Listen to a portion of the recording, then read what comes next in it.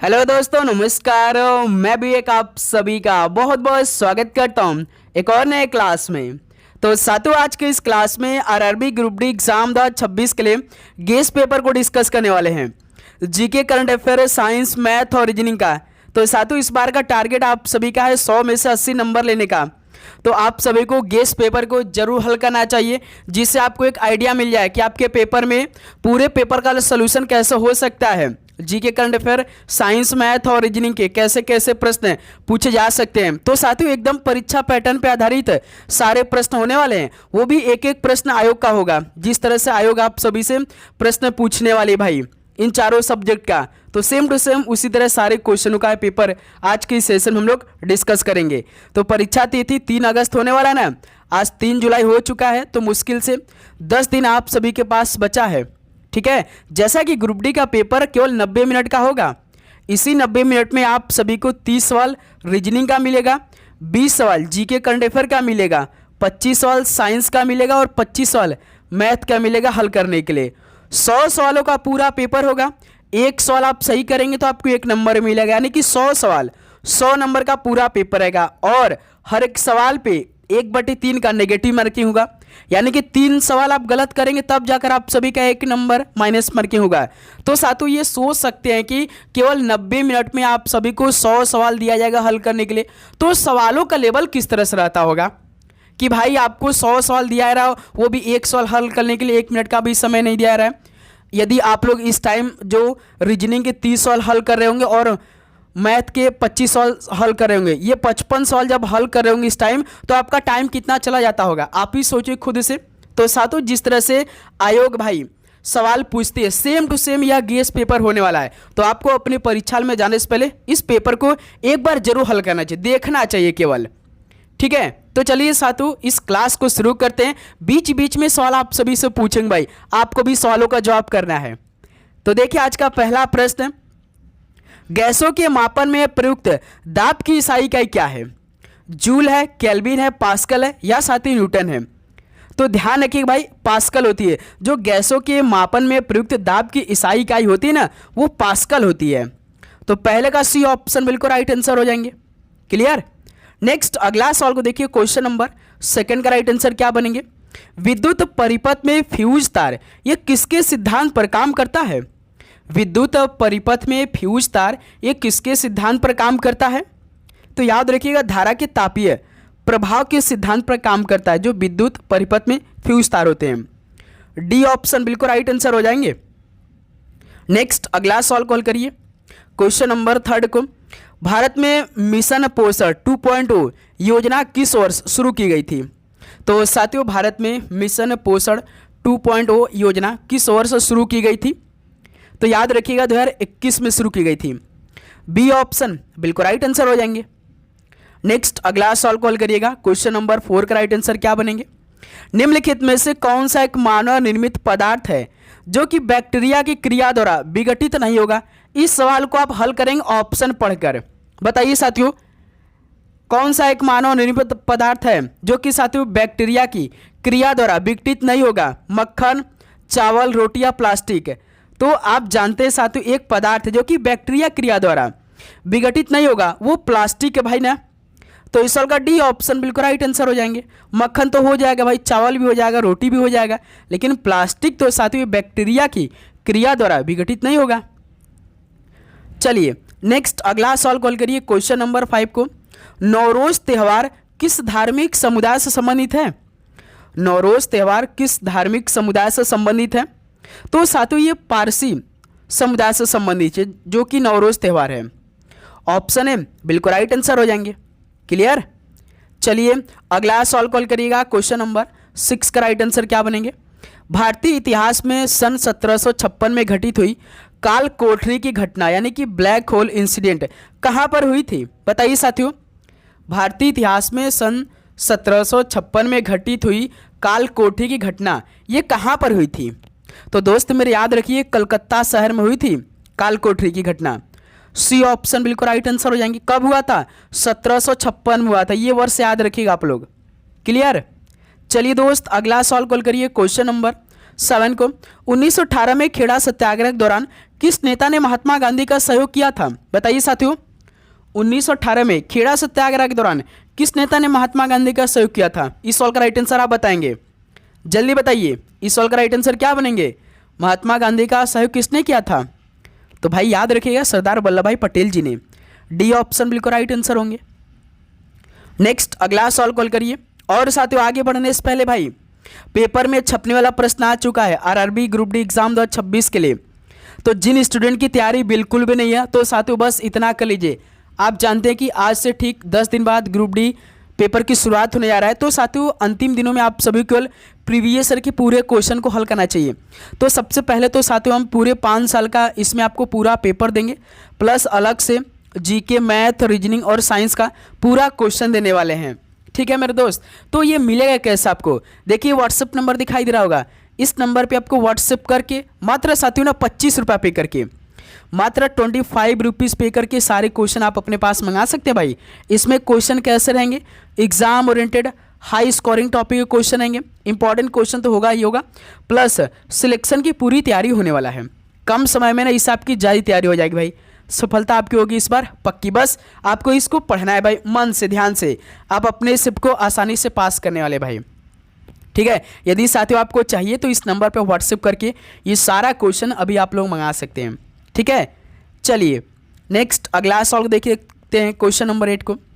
निम्नलिखित में से कौन सा पादप उत्तक दोनों दिशाओं में पदार्थ के संचलन को होने देता है? तो साथियों कौन सा पादप उत्तक जो कि दोनों दिशाओं में पदार्थ के संचलन को होने देता है?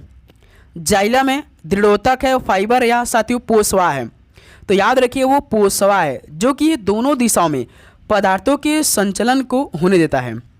तो डी ऑप्शन बिल्कुल राइट आंसर होंगे। अगला सवाल कॉल करिएगा क्वेश्चन नंबर 9 को। निम्नलिखित में से कौन सा जटिल अस्थायी उत्तक का एक उदाहरण है? तो साथियों कौन सा जटिल अस्थायी उत्तक का एक उदाहरण है? तो भाई वो फ्लोएम है। बी ऑप्शन बिल्कुल राइट आंसर हो जाएंगे। नेक्स्ट अगला सवाल कॉल करिए क्वेश्चन नंबर 10 को। प्लाज्मा झिल्ली के भीतर तरल पदार्थ सामग्री को क्या कहा जाता है जिसमें कई विशिष्ट कोशिकांग भी होते हैं? बताइए साथियों, प्लाज्मा झिल्ली के भीतर जो तरल पदार्थ सामग्री होते हैं इनको क्या कहा जाता है जिसमें कई विशिष्ट कोशिकांग भी होते हैं? तो याद रखिएगा ये कोशिका द्रव्य कहते हैं इसे। ठीक है, तो बी ऑप्शन बिल्कुल राइट आंसर होंगे। और साथियों आप चैनल पे नए हैं तो भाई चैनल को जरूर सब्सक्राइब करने के बाद नोटिफिकेशन को ऑन कर लेंगे क्योंकि क्लास आपके पूरे एग्जाम तक चलने वाली है भाई। ठीक है, देखिए किस अंतर्राष्ट्रीय संगठन ने वर्ष 2026 को अंतर्राष्ट्रीय महिला किसान वर्ष घोषित किया है? बताइए साथियों, किस अंतर्राष्ट्रीय संगठन ने वर्ष 2026 को अंतर्राष्ट्रीय महिला किसान वर्ष घोषित किया है? तो भाई याद है कि खाद्य और कृषि संगठन ने। ठीक है, बी ऑप्शन इस सवाल का बिल्कुल राइट आंसर होंगे। नेक्स्ट अगला सवाल कॉल करिए क्वेश्चन नंबर 12 को। हाल ही में चर्चा में रहा लाइम रोग किस कारण से होता है? तो साथियों हाल ही में चर्चा में रहा लाइम रोग किस कारण से होता है? तो सर ये तो जीवाणु के कारण होता है। बी ऑप्शन बिल्कुल राइट आंसर हो जाएंगे। नेक्स्ट अगला सवाल को देखिए क्वेश्चन नंबर 13 को। एक स्थिर बल द्वारा किया गया कार्य निम्नलिखित में से किस पर निर्भर करता है? तो साथियों एक स्थिर बल द्वारा किया गया कार्य ये किस पर निर्भर करता है? तो साथियों याद रखिएगा बल और विस्थापन दोनों पर भाई ये निर्भर करता है तथा उनके बीच का जितना भी कोण होता है। ठीक है, तो सी ऑप्शन इस सवाल का राइट आंसर होंगे। नेक्स्ट अगला सवाल को देखिए क्वेश्चन नंबर 14 को। और मेरे भाई इससे पहले हमने आपके लिए 2 पेपर कंप्लीट करा दिया है। यदि आपने उस पेपर को नहीं हल किया तो उस पेपर को हल कर लीजिए। आप सोचेंगे केवल एक क्लास देखने के से हमारा पेपर अच्छा हो जाएगा, तो ऐसा बिल्कुल आपकी गलती होगी भाई, आप गलत फहमी में है। तो आपको पूरा डेली क्लास करना है। और आरआरबी ग्रुप डी एग्जाम 2026-27 के नाम से नया प्लेलिस्ट है, उसमें क्या सारा क्लास को आपको भी देखना है। ठीक है, निम्नलिखित में से किस वर्ष प्रथम गोलमेज सम्मेलन आयोजित किया गया था? बताइए किस वर्ष प्रथम गोलमेज सम्मेलन आयोजित किया गया था? तो 1930 में किया गया था। बी ऑप्शन इस सवाल का राइट आंसर होंगे। अगला सवाल कॉल करिए क्वेश्चन नंबर 15 को। निम्नलिखित में से कौन सा अनुच्छेद वित्त आयोग से संबंधित है जो कि केंद्र और राज्यों के बीच करों का वितरण करता है? ऐसा कौन सा अनुच्छेद है जो कि वित्त आयोग से संबंधित है जो कि केंद्र और राज्यों के बीच करों का वितरण करता है? तो यह अनुच्छेद 280 है। ऑप्शन ए सॉल्व का बिल्कुल राइट आंसर होंगे। नेक्स्ट अगला सॉल्व कॉल करिए क्वेश्चन नंबर 16 को। मानव शरीर में कौन सी ग्रंथि वृद्धि हार्मोन का स्राव करती है? तो साथियों मानव शरीर में कौन सी ग्रंथि वृद्धि हार्मोन का स्राव करती है? तो साथियों पीयूष ग्रंथि है। डी ऑप्शन बिल्कुल राइट आंसर होंगे। अगला सॉल्व कॉल करिए क्वेश्चन नंबर 17 को। धारा के प्रवाह के कारण चालक में उत्पन्न ऊष्मा किस पर निर्भर नहीं करती है? धारा के प्रवाह के कारण चालक में उत्पन्न ऊष्मा किस पर निर्भर नहीं करती है? तो साथियों याद रखिए ये धारा की दिशा पर निर्भर नहीं करती है। ऑप्शन ए सॉल्व का बिल्कुल राइट आंसर होंगे। क्लियर, याद रखिएगा आप लोग। अगला सॉल्व को देखिए क्वेश्चन नंबर 18 को। निम्नलिखित में से कौन सा 20 मांगी मिश्रण है? तो साथियों इसमें कौन सा 20 मांगी मिश्रण है? शर्करा, विलयन, वायु, मिट्टी या सिरका? बताइए कौन सा 20 मांगी मिश्रण है? तो वो साथियों मिट्टी है भाई, जो कि एक 20 मांगी मिश्रण है। सी ऑप्शन राइट आंसर होंगे। अगला सॉल्व कॉल करिएगा क्वेश्चन नंबर 19 का राइट आंसर क्या बनेंगे? ये तो भाई रीजनिंग का सॉल्व आ गया, इसको हल करिए आप लोग, गलती नहीं करेंगे इस सॉल्व में। देखिए किसी निश्चित कूट भाषा में स्टार सिटी लेमन को FQ, VN, LN के रूप में कूटबद्ध किया गया है तथा जीप लीड स्टार को VN इन KM के रूप में कूटबद्ध किया गया है। तो दी गई भाषा में स्टार को किस प्रकार कूटबद्ध किया गया है? हल करिए साथियों। किसका कोड पूछा है? स्टार का कोड पूछा है। बताइए इस सॉल्व का राइट आंसर क्या बनेंगे? इस सॉल्व को आप कैसे हल करते हैं? जब सिंगल पूछता है तो कॉमन चेक करते हैं हम लोग ना। देखिए पहले वाले में स्टार दिया है यहाँ पर, ठीक है, इनका कोड ये तीनों है। फिर देखिए जो दूसरा है इसमें भी देखिए स्टार है और इनका कोड देखिए VN IN KM है, ठीक है। तो साथियों ध्यान से देखिए कि स्टार भाई दोनों में कॉमन मिल गया। हमने इस सवाल को हल करना सीखा है कि जब दोनों में जो हमसे पूछा रहेगा प्रश्न में कॉमन मिल जाएगा, जो इनका कोड हुआ रहेगा उसमें भी कोई ना कोई कॉमन मिल जाता है। तो देखिए साथियों VN इसमें भी है और VN इसमें भी है। जिस प्रकार से स्टार कॉमन था तो उसी प्रकार साथियों मेरे VN भी कॉमन हो गया। तो स्टार का कोड क्या हो जाएगा भाई? तो VN हो जाएगा। सी ऑप्शन बिल्कुल राइट आंसर हो जाएंगे। सिंपल सा, हमेशा याद रखिएगा जो हमसे पूछेगा यदि आपने कॉमन चेक कर लिया तो उनका जो कोड होगा ना उसमें भी कोई ना कोई कॉमन आपको जरूर मिल जाएगा। ठीक है मेरे दोस्त, याद रखिएगा आप लोग। चलिए अगला सॉल्व कॉल करिए। तो क्वेश्चन नंबर 20 के राइट आंसर क्या बनेंगे? अभी सॉल्व कॉल करिए। ABCD WX और Y एक सीधी पंक्ति में उत्तर की ओर अभिमुख होकर बैठे हैं। बिल्कुल सही बात है दोस्त मेरे, एक सीधी ऐसे पंक्ति है ना। कितने लोग बैठे हैं भाई? 1 2 3 4 5 6 7 7 लोग बैठे हैं। 1 2 3 4 5 6 7 7 लोग बैठे हैं भाई इस पंक्ति में। तो साथियों जब ये वाला सवाल आता है ना आप वहीं से शुरुआत करिए जो लगेगा कि इसके बाद कोई नहीं बैठ सकता है। देखिए हम लोग कहाँ से सवाल को शुरू करते, पहले पढ़ते हैं सवाल को। W और Y के बीच केवल 3 व्यक्ति बैठे हैं। Y के ठीक बाएं और पड़ोस में A बैठा है। B के दाएं और कोई नहीं बैठा। अब देखिए साथियों सवाल हम यही शुरू करेंगे, सवाल हम यही शुरू करेंगे। तीसरे लाइन में देखिए B के दाएं और कोई नहीं बैठा है। तो साथियों मेरे देखिए बायां तो इधर होता है भाई, है ना, बायां इधर होता है और साथियों दायां इधर होता है। बायां दायां तो आप जानते हैं बस, यानी कि राइट साइड इधर होगा, लेफ्ट साइड इधर होगा, ये तो आप जानते होंगे। अब देखिए साथियों सवाल में क्या बोला है, एक जगह तीसरे लाइन में सवाल बोल दिया है कि भाई B के दाएं और कोई नहीं बैठा है।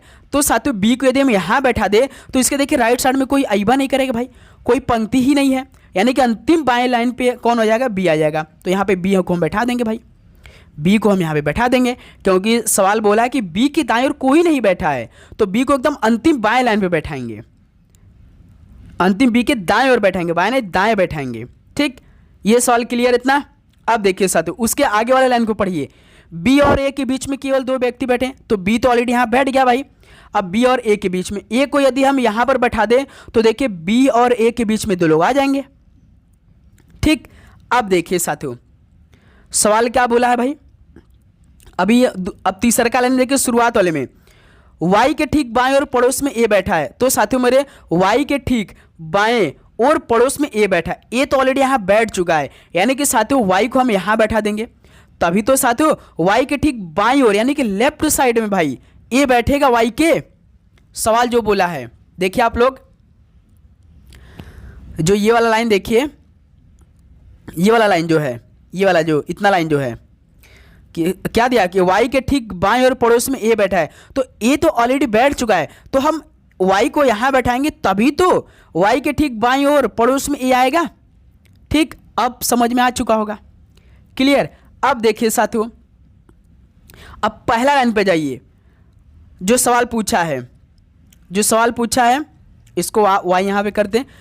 W और Y के बीच में केवल 3 व्यक्ति बैठे हैं दोस्त मेरे, Y तो ऑलरेडी हमने यहाँ बैठा दिया, तो अब देखिए W को यहाँ बैठा देंगे तभी तो देखिए W और Y के बीच में 3 लोग आएंगे, 1 लोग, 2 लोग, 3 लोग भाई। ठीक, सवाल कंप्लीट हुआ।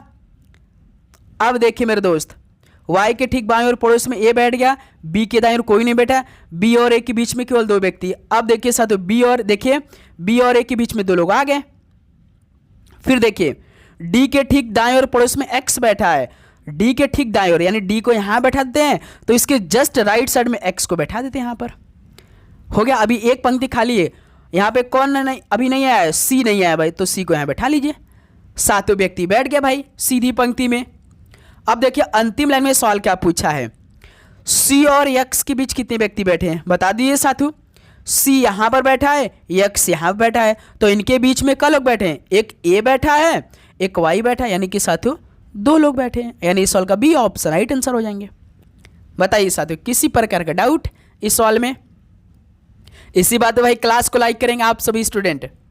ओके मेरे दोस्त, चलिए नेक्स्ट अगला सवाल कॉल करते हैं। क्वेश्चन नंबर 21 का राइट आंसर, यदि प्लस का अर्थ माइनस है, माइनस का अर्थ गुणा है, गुणा का अर्थ भाग है, भाग का अर्थ प्लस है, तो निम्नलिखित समीकरण में प्रश्न चिन्ह के स्थान पर क्या आएगा? 20 - 6 भागे 4 + 60 × 15 क्वेश्चन मार्क।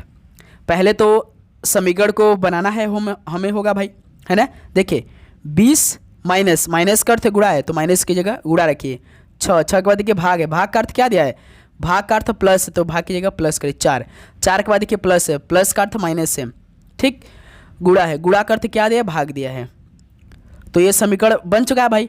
प्रश्न के अकॉर्डिंग इसमें बोर्ड में स्कीम लगाइए, 20 × 120 + 4 - 15 का भाग 60 में देंगे तो 4 बार में। अब देखिए 120 और 4 124, 124 में से 4 को माइनस कर देंगे तो 120 तो आएगा भाई। इस सवाल का पहला ऑप्शन बिल्कुल राइट आंसर होंगे। आसान सवाल हुआ हमारे लिए भाई, ये तो क्लियर। आगे बढ़े, चलिए नेक्स्ट क्वेश्चन नंबर 22 को हल करिए भाई। जैसे ये प्रेक्षण दिए भाई 16, 85, 98, 12, 69, 95, 21, 45 और 54 का समांतर माध्य कितना होगा? दोस्त मेरे जब ये वाला साल पूछे ना तो आप एवरेज निकाल दिए, सभी को जोड़कर जितना टोटल अंक उनको उनसे भाग करा दीजिए। सबसे पहले सभी को जोड़िए, 16, 85, 98, 12, 69, 95, 21, 45 और 54, टोटल कितनी संख्या है? 1, 2, 3, 4, 5, 6, 7, 8, 9 संख्या है। भाग करना होगा भाई, जैसे आप लोग एवरेज निकालते हैं। चलिए सभी को जोड़िए, देखिए 4, 5, 9, 9, 1, 10, 10, 5, 15, 15, 9, 24, 24, 2, 26, 26, 8, 34, 34, 5, 39, 39, 6, 45 का 5, हाथ से लगा 4। अब देखिए दहाई अंक जोड़िए, 5, 5, 4, 9, 9, 2, 11, 11, 9, 20, 20, 6, 26, 26, 1, 27, 27, 9, 36, 36, 8, 44, 44, 1, 45, 45 और ये 4, 49, यानी 495/9। भाग करिए कितना आएगा?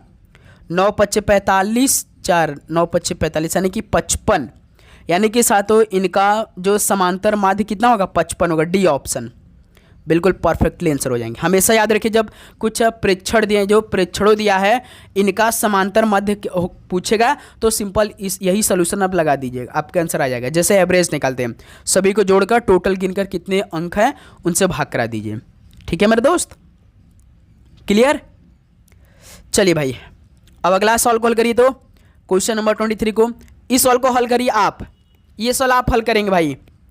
यदि 5x + 2 = 62 है तो x का मान ज्ञात कीजिए। जल्दी करिए, 1 मिनट का समय है इस सवाल को हल करने के लिए आपके पास। 5x प्लस 2 बराबर 62, तो x की वैल्यू क्या होगा निकाल के बताइए, जल्दी बताइए। तो सर जी यहाँ से 5x, ये प्लस 2 इधर आएगा तो क्या हो जाएगा, -2 हो जाएगा। अब 5x बराबर 62 में से 2 घटा देंगे 60। अब x की वैल्यू निकालेंगे तो 60/5, ये 5 भाग हो जाएगा 60 में, तो कितना आ जाएगा, 5 का भाग 60 में देंगे तो कितना हो, 12×5 = 60 होता है। तो x की वैल्यू कितना आएगा, 12 आ जाएगा। तो इस सवाल का बी ऑप्शन बिल्कुल राइट आंसर हो जाएंगे। क्लियर, समझ में आया। चलिए नेक्स्ट अगला सवाल कॉल करिए। क्वेश्चन नंबर 24 का राइट आंसर क्या बनेंगे।